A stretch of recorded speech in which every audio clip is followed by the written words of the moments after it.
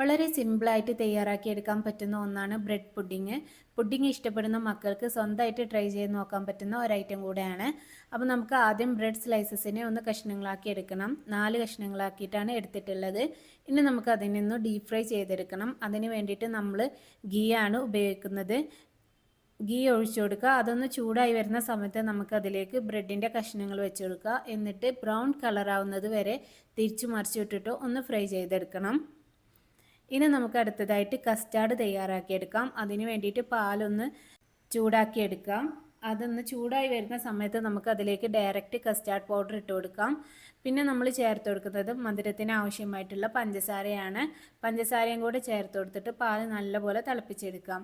ഇനി നമ്മൾ pudding set ചെയ്യുന്ന പാത്രത്തിലേക്ക് അതൊന്ന് മാറ്റി കൊടുക്കുക. അതിനുശേഷം നമ്മൾ ഫ്രൈ ചെയ്ത് മാറ്റി വെച്ചിട്ടുണ്ടായിരുന്ന ബ്രെഡും കൂടി ഇട്ട് കൊടുക്കുക. ഒന്ന് ഗാർണിഷ് ചെയ്യുന്നതിന് വേണ്ടിയിട്ട് ബദാമും കൂടെ ചേർത്ത് കൊടുത്താൽ സംഭവം